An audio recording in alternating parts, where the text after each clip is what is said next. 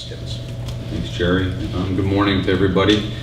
I figured I'd probably maybe start with the direction that I started with our team when we met the day after the season ended, 2 days after, and we got back to the locker room and we were moving forward from what had happened a couple nights before. And I think the first part of that would just be, addressing the game 7. We're very, very disappointed, and we were depressed a couple days ago about losing that hockey game, and we had an opportunity to continue to play and move forward, and our guys were ready for that. They were down a road where they believed that they could be successful and they could win a Stanley Cup, and we fell short of that. And with that comes disappointment, and there isn't one person from the hockey ops side of things, from management to coaches to staff to players, that isn't disappointed that we're not still playing hockey today. Our goal was to push ourselves to try to become champions, and we fell short of that goal. I think at that point, with the players as well, I think you have to acknowledge that, and then you have to move on, and you have to look at the overall picture. Inside of the overall picture, there was a lot of good things that happened in Nashville this year. Our team was able to qualify for the Stanley Cup playoffs, and that's the first step in being able to win a championship, is you have to get into the playoffs, and we were able to do that for the second year in a row. We played a really hard series against Anaheim, and our guys were faced with elimination games, and we were able to overcome those elimination games with victories and move on and play in the second round. We fell behind 2-0 in the series in round 2, and yet we were able to overcome that and fight back and get it to a game 7 where we eventually lost. I posed a question to the players when the series was over, because we didn't play well in game 7, and we're disappointed with that. Had we lost the game 3-2 in overtime, had we lost the game 5-0 and not played the way we're capable of playing, would we have felt any different? The answer is probably no. We would have been disappointed because we weren't playing in the third game. And we've got to deal with that, and we realize that.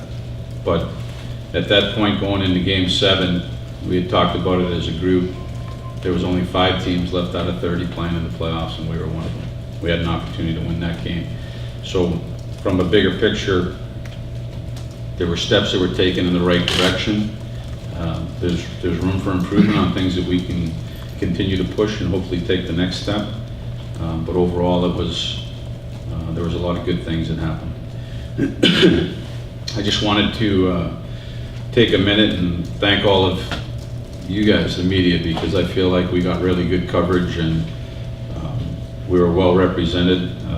It's been a great relationship, I think, between the media, our organization, our city, the fans, coaches, and we really appreciate your support and your coverage of our team. I want to take just a quick second and thank our fans, because it was truly a special feeling coming to our building, especially as the playoffs grew and moved on. The energy really seemed to crank up. There was a buzz down here. It was the city of Nashville. It was the organization. It was the fans and what they brought into the arena on a nightly basis, and it was building to something that, to be honest, I've never experienced anything like it before. Just from something that was building, and you could actually feel it and see it, and that energy was in the building, and we were so appreciative of that from our fans, because I've been in other buildings where it's just not that way, and we're thankful for that and the support that they've given us all year. There's other good things too, from a standpoint as far as the playoffs go. We were able to push it further than we have as an organization before.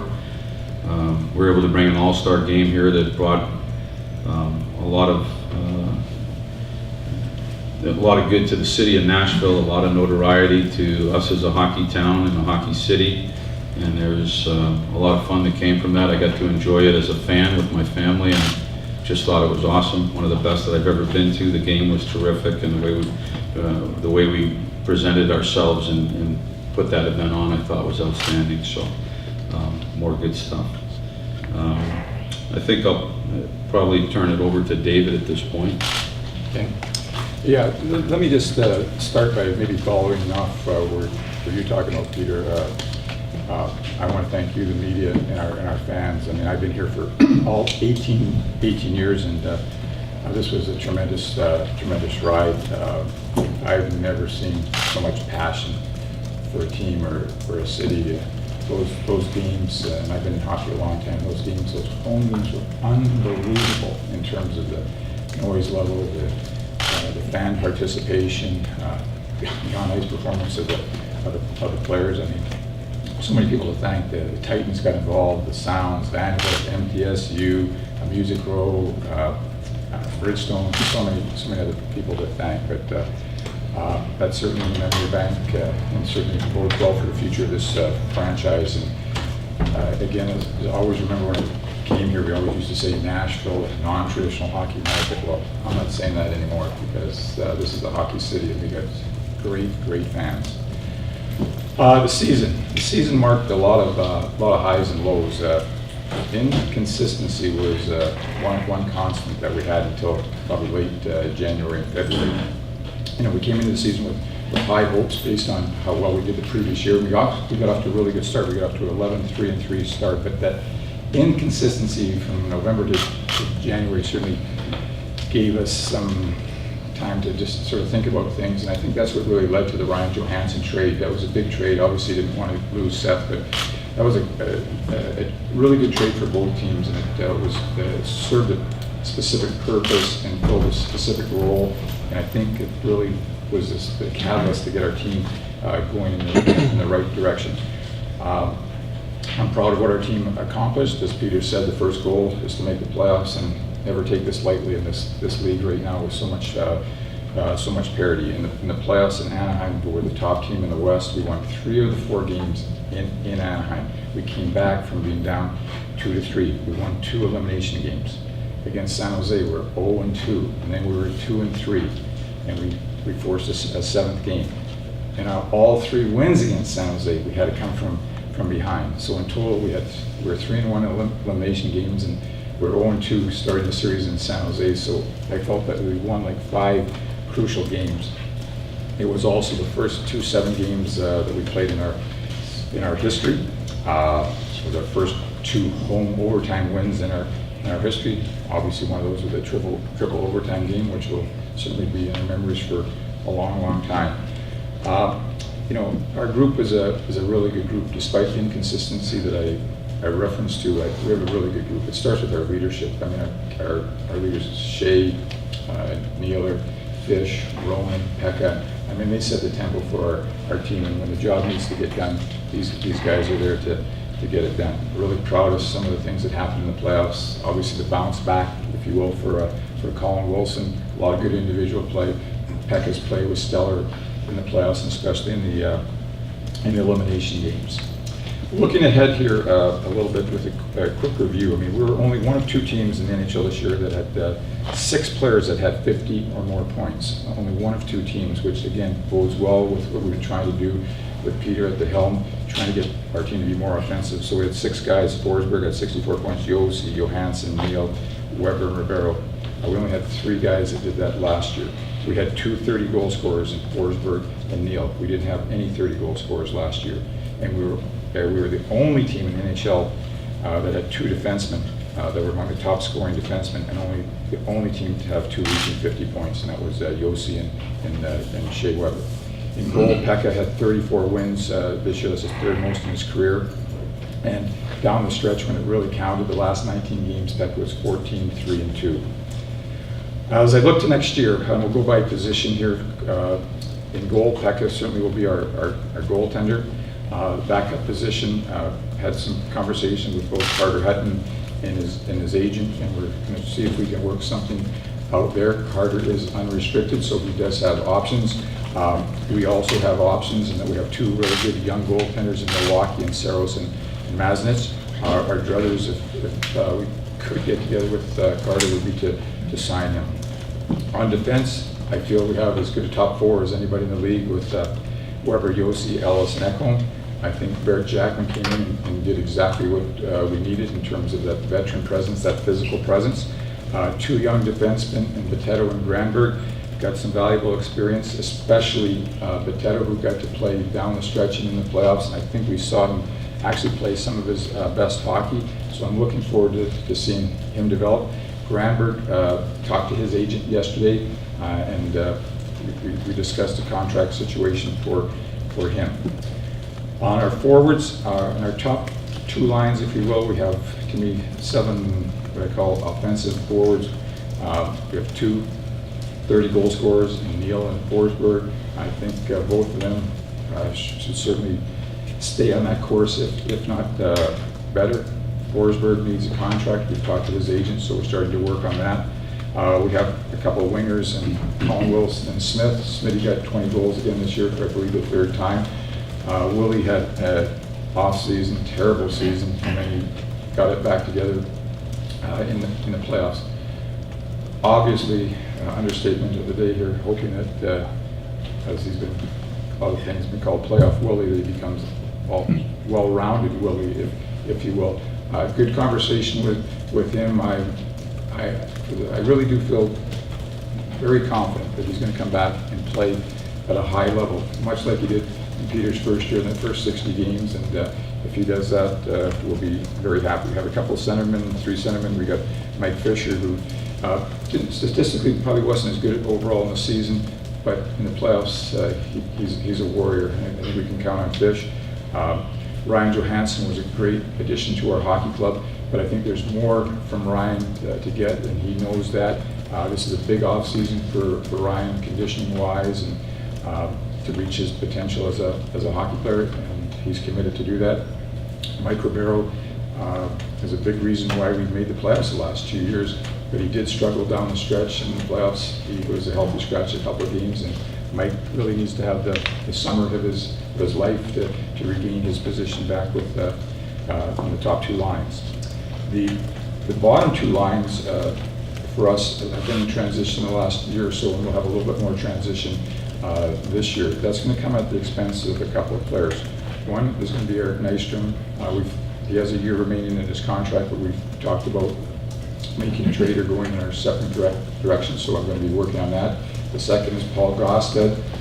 Paul has been a great Predator. Love Paul as a person, as a hockey player, heart and soul type of guy. Face-offs, raises his game in the playoffs. Wish him well, but we're going in a different direction. Our bottom 6, if I'm on that 3rd or 4th lines, have really improved, and are going to improve more.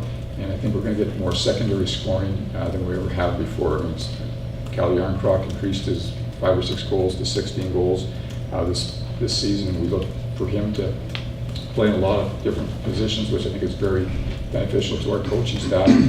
He needs a contract, and we're going to start contract negotiations with him right away. Mikko Salamaki played his first year and was a really good addition to our team, and a real physical force, killing penalties. Victor Arvidsson played his first full year, got a spectacular overtime goal, but only 8 goals in the regular season, but nobody tries harder than him. We expect his offense to increase. Colton Decisions played at the end of the year, and in the playoffs played really well. He's the heir apparent that they Paul Gosted's place on a more regular basis. And we have other players like Borky that was hurt for most of the year, but is really actually feeling good right now, and we're hoping that progresses, and we'll talk to him about his future.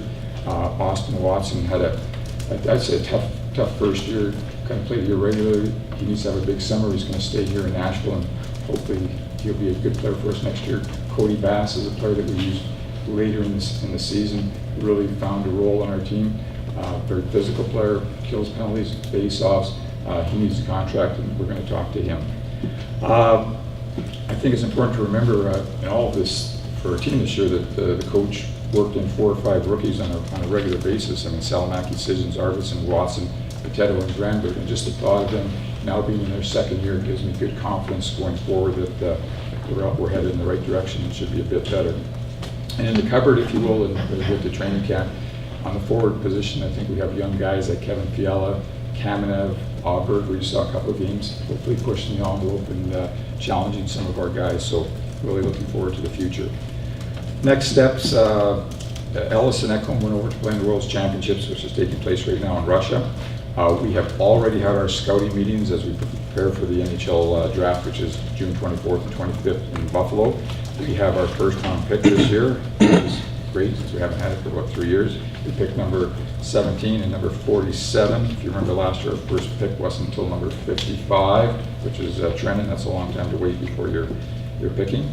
The day after the draft, on June 26th, we are starting our development camp here in Nashville. The likes of Della Kamenev, Trenton will be here along with Saros and our 16 drafts. I think that's always a good time for everybody to come out and see what we drafted. Free agency starts on July 1. Rookie camp starts on September 15th. The main camp starts on September 22nd. That's all during the month of September when the World Cup is taking place in Toronto, which we have 4 representatives right now, which are Weber, Rennie, Yossi, and Forsberg. And I think, and I hope maybe Matthias Ekholm has a chance to make that team. So thank you very much, everybody, for your coverage this year. It's been a good year, and next year we'll do even better. With that, we'll open it up for questions. And again, we have mics on both sides, so if you just wait for the mic before asking questions. Adam. You both covered a whole lot, so I'm not sure how much I have left to ask. But Dave, you mentioned the inconsistency, and I know, Peter, we talked about that a lot during the season. Where does the improvement come from in making sure that, while you certainly can't avoid inconsistency over the course of an 82-game season, that period of time can be lessened going into next season if it happens?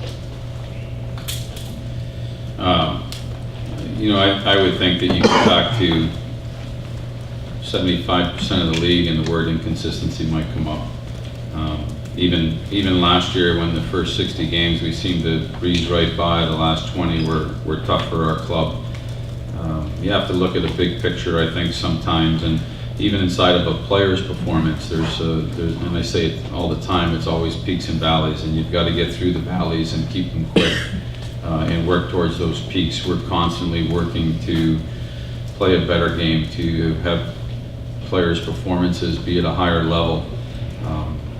If you can do it enough, you'll find yourself in the playoffs and challenge for the Stanley Cup, and if you can play at a high enough level. If you don't and the valleys stay too long, then you'll find yourself out of the playoffs and watching the playoffs altogether. So I definitely think that there was a couple spots through the course of the year, both as a team and for individuals, where we didn't play at the peaks that we need to.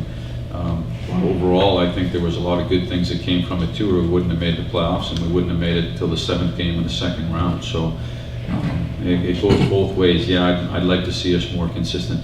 I think it's just a matter of players being ready to play, motivation comes into it, just building something inside the locker room with your group. And we got a great group, and David mentioned our leadership group. I think it's second to none in the National Hockey League. We have the right people setting the example.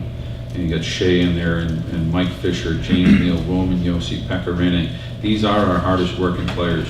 These are the guys that care, I don't want to say care the most, but they set the example, and they don't allow any wiggle room for a day off in practice, or for a day where we're just going to go out and take it easy today. They push the envelope all the time, and with that, that gives the rest of our group a line to follow, and you can stay in check. But our goal is always to be, it's to win, it's to be great every day in practice, it's to win every game, it's to win the Stanley Cup, and we continually work towards that. Justin? This question is for David.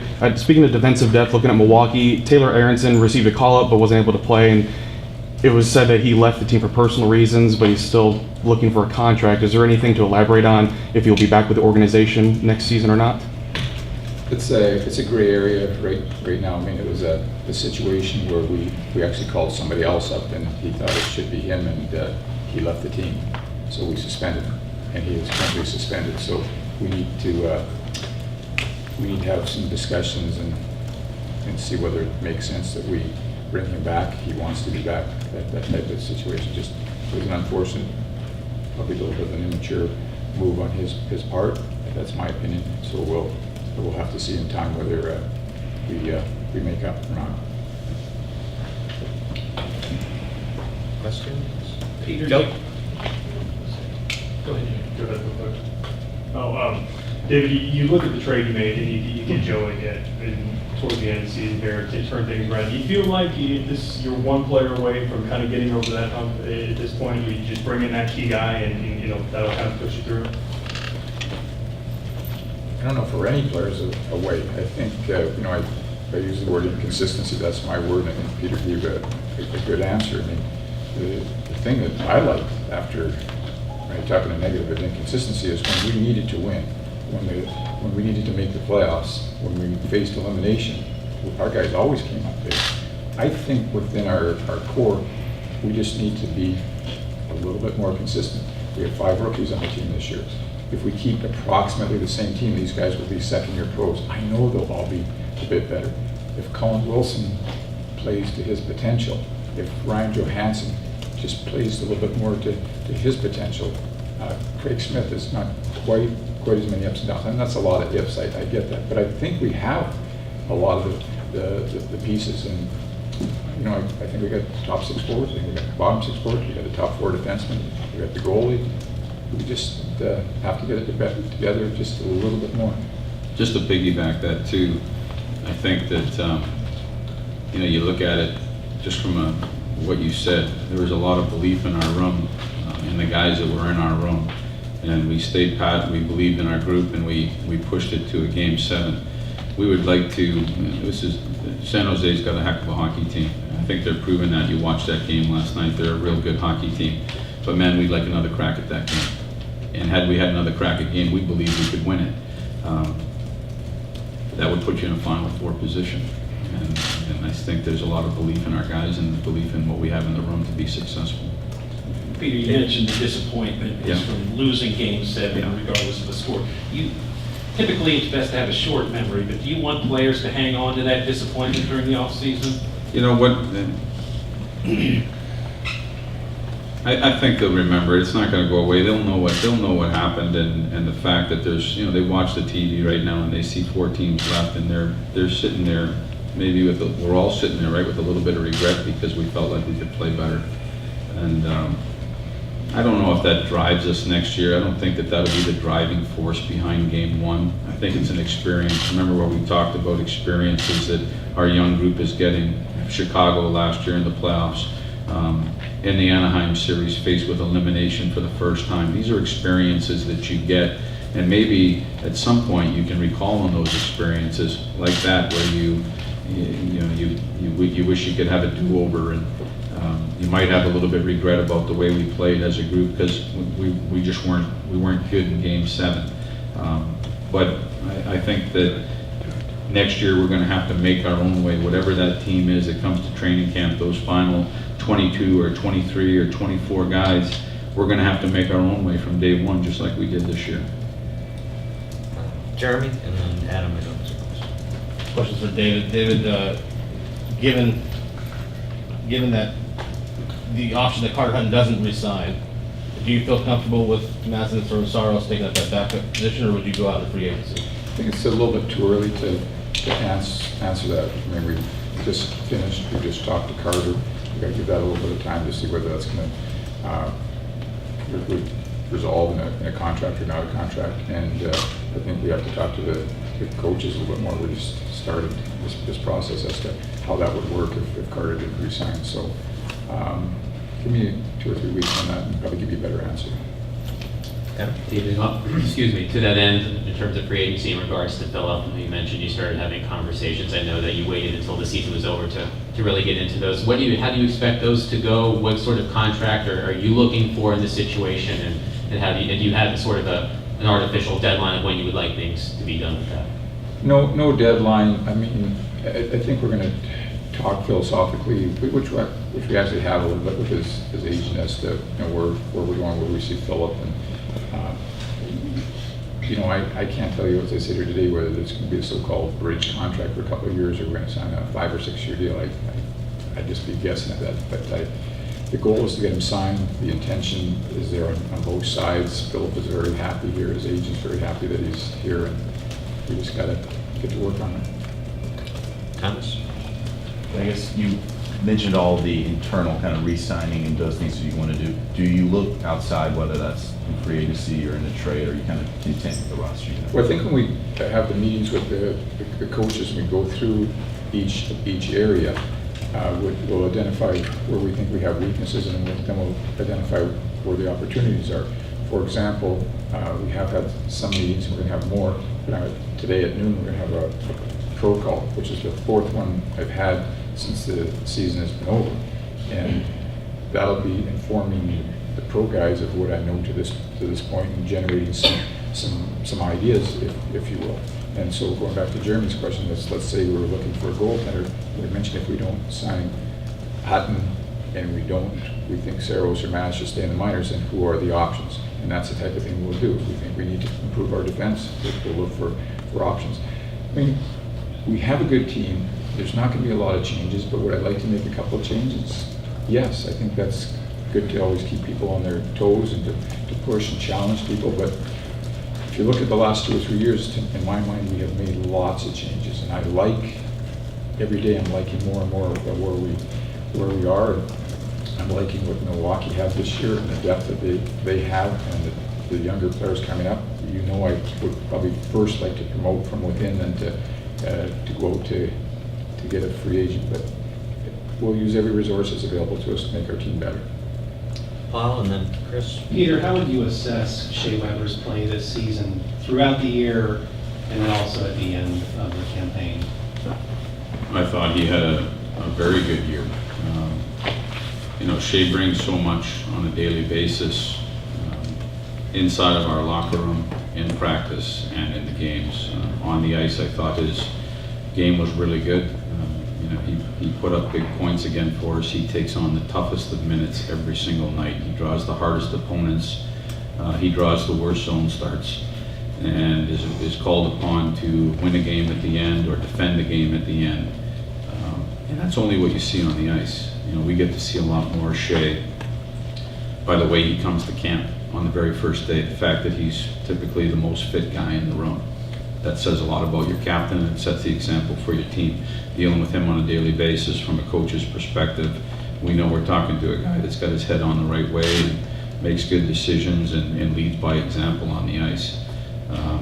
At the end of the season in the playoffs, he's a big part of why we get to where we are. Listen, I've stated, and I have not gone backwards on this at all. Our team, generally speaking, was not great in Game 7. I'm not going to make an excuse for it. We needed to play better, and we didn't. But that was really a group effort, more than anything else. But Shea's he's a terrific leader. He had a terrific year, and I'm looking forward to working with him in the future. Chris? During the regular season, your special teams were middle of the road to top 10 when it comes to power play, but in the playoffs, systematically, was there anything different that happened where it trailed off? Yeah, I don't know if you watched the game last night. San Jose's power play is really something else. Anaheim all year long, their penalty kill has been something else, and we ran into a couple of teams that have strong specialty teams. It was something that we looked at on a daily basis. We improved both tremendously down the stretch in the last 40 games of power play, clicking at a high rate, penalty kill really becoming one of the best in the league in the last 40 games. And we ran into a couple of good hockey teams where their specialty teams drove them for the entire season. And it wasn't something that didn't draw our time or didn't draw our attention to try and get better at or try to fix. We've got great coaches in there that are working at it. We feel like we've got the right personnel on the ice, but we ran into a real hot power play unit, a team in San Jose, a team that has had a lot of chemistry and a lot of continuity with the players. And again, you saw it last night from them, and even on the power play going against Anaheim, they've just been so effective all year long. Jeremy and then Joe. David, what additional pressure, if any, is there But every year we sit here and we ask about Pecorini's workload and how's it going to go down. Well, now he's got the World Cup in September, so he'll be in mid-season form hopefully by October or November. But at the same time, that's more games that he's playing. So what pressure is there to solidify that backup position to maybe offset his workload? And then for Peter, are there any unique challenges to not having those 4 guys as of right now in camp until the World Cup is over? The Pekka situation, he's the #1 goalie. He wants to play every night. If you talk to him, he probably thinks he should play a few more games. So I don't lose any sleep over that. I mean, again, the coaches manage his ice time, his practices, and if he ever is or was tired, they do the right things. You know, if Carter Hutton is our backup, we saw Carter play really well this year, and I think the coaches have the utmost, and the players utmost confidence in him. And if it's someone else, they'll be good. With regard to the second part of that and the challenge of missing guys at training camp, it's one of those answers for me. It is what it is. All teams are going to deal with it. All teams will have players that are, well, most teams will have 1 or 2 or 4 or 5 players out based on the World Cup. You know, we'll manage it. We'll have a real good training camp. Expect it to be you know, it might be a little bit smaller, which for me is always a good thing. If you're having 2 teams, sometimes the ice gets bogged down a little bit. So, you know, those guys going and playing the World Cup, it won't be a problem for what we're dealing with on the front end of it. When they get back, we'll make sure they're rested and ready to go and finish the camp strong. David, you talked about the fans in this building and this not being a small market hockey anymore. Do you look at the friend, and you know, it takes San Jose to 7 games, furthest the team's gone. Do you look at this as a step forward for the franchise moving forward from here? Absolutely. I mean, the last 2 years have been great improvement. And again, Peter said it better than I did. This is all about it wasn't just about the Predators, it was about our city, the downtown area. I mean, it must have been fabulous just to be a fan. I mean, you know, we went outside a little bit before the games there to see the tailgating. All of our wives, led by Kristen Laviolette, was throwing the party, was growing each game, and we certainly hope that was going to get to 200 or 300 people, and maybe next year it will. All these things were just fabulous before the game, after the game, during the game. I mean, you know, you guys are at the game, and people coming up to you and, you know, just being very complimentary to the team and the way we play and just what it's done for the city. So, I mean, I'm psyched. I mean, again, I've been here for 18 years, and I've been through 3 ownerships, and the team was going to Hamilton, and we weren't ever going to make it, and all these things. And Sean Henry sitting in the back of the room. Sean's done a fabulous job here. Our owners have stabilized the franchise. We've been able to keep our players and not lose our players, and we are definitely heading in the right direction, and I love this franchise.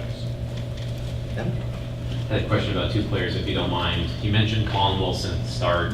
Before Game 7, he mentioned what makes him so successful in the playoffs is that he embraces the moment. He just puts himself in that mindset, and everything else comes naturally. I guess, as a general manager and a coach, I mean, is there a process that the 2 of you can go through to make sure that he's in that mindset all the time? And in regards to Mike Ribeiro, Peter, I know those lineup decisions are always tough to make, but was there something that was missing from his game in the postseason where you felt like those 2 scratches were necessary, and what would you like to see? Would you like the response that you got from him when he came back in the lineup? Yeah, and Willie, mindset is a mindset. That's probably as good a word as any. I mean, he's probably his own worst enemy, if you will, in terms of, you talk to him, he's honest with you, I overthink this or that. I mean, I don't know. He just seemed like he had clarity. I mean, the clarity after the season, hopefully that will bode well in terms of his workouts, his preparation. Year older, year wiser, more mature. Hopefully he relishes the success that we had and he had, and that he can put most of that behind him. As I said earlier, I have a really good feeling that he's making that breakthrough. And that's all. We'll be all there in September watching. With regard to Mike Ribeiro, I think David said it best. It's going to be a big summer for Mike, just to commit to the training and really try to push himself and his speed and his explosiveness. As the season winds down and the playoffs continue on from the first round to the second to the third to the fourth, the pace of the game picks up incredibly. And I think that if there's an area that Mike could improve on this summer, as David had mentioned earlier, it would just be that speed and explosiveness to his game, which makes him such an effective player offensively. Also, though, I want to add this too. You know, those decisions that I make are tough, and I worded it at the time as just a coach's lineup decision. And I still stand by that. It was a decision that I made. You got to remember this, though. At one point in the season, the part where you're talking about inconsistency, we went on a road trip to Canada, and we ended up winning 4 games in a row. And that was really the start of Ribeiro, Smith, and Forsberg that went on an absolute tear. And so it took us from a position of being on the playoff bubble to putting us to, at one point, we were looking 2 points behind Chicago and a few points behind Dallas and St. Louis. And I'm not sure that without Mike Ribeiro doing what he does, which is pretty special, I'm not sure that we get to that point in the playoffs. Maybe we do, maybe we don't. Mike's been a 2-year player for us. We brought him in to do something, and that was to help us put up points and become more of an offensive club. Last year he put up over 60 points. This year he put up over 50 points, and he would tell you that it was a tough grind for him down the stretch. And he's capable of contributing offensively, and so he's probably disappointed if he was here and tell you that he would expect more from himself as well. But he's a heck of a hockey player, and he's been a good player for us for 2 years. If there are no other formal questions, we'll close. Oh, Sorry. I was multitasking. That's all right. We already. At least I waited.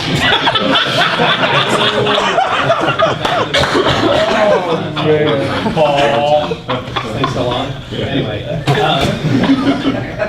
fact that the Better be good at this point. I can't guarantee that.